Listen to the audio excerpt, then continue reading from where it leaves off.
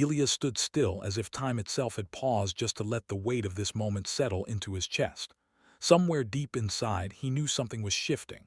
Not loudly, not dramatically, but quietly like a door opening in the next room. And he could feel it. God was near. "Child," the voice came, steady and undeniable, "you are closer to a turning point than you realize." Elias swallowed. "I've been asking for direction, for a sign. Is this it?" The presence didn't rush. It wrapped around him like calm after a storm. "You asked and I heard, not once but every time you whispered into the silence. I'm answering now because the moment has finally aligned." A breeze passed, though the air had been still. Elias felt it in his breath. "There is a choice before you," God continued. "It may seem small when it arrives, almost ordinary, but it carries the weight of your future. Like a seed, it won't look like much at first, but what it becomes depends on how you respond." Looked down at his hands. "What if I get it wrong?" "You won't walk alone," came the reply. "Have you forgotten? Even in the valley, I walked beside you. Even in the fire, I kept you from breaking. Did I leave you then?" Elias shook his head slowly. "Then trust me now." Stretched, but it wasn't empty. It was full, full of presence, full of knowing.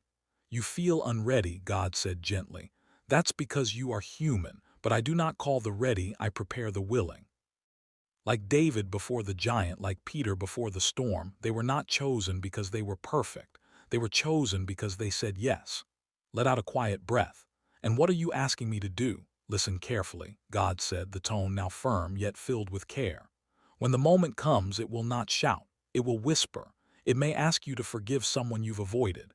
It may ask you to step forward when fear says step back. It may ask you to wait when everything in you wants to rush." Felt tension rise in his chest. "That discomfort you feel," God continued, "is not a warning, it is growth. Fear will try to speak louder. It will tell you that you're not enough, not ready, not capable. But I tell you this, you are already equipped for what is coming." Air grew heavier, not with pressure but with importance.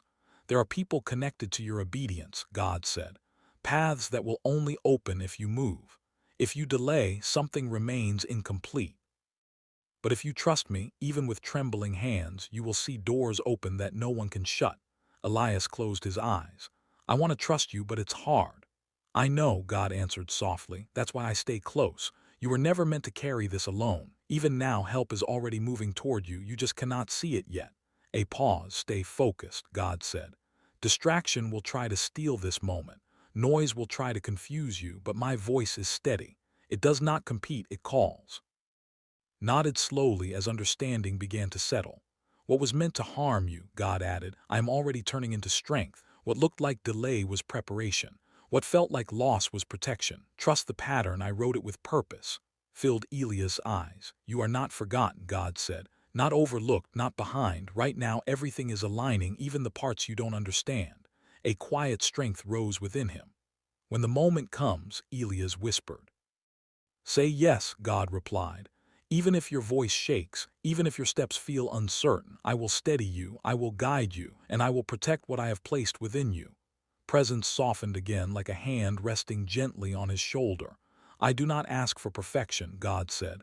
"I ask for your heart, your attention, your willingness." Took a deep breath.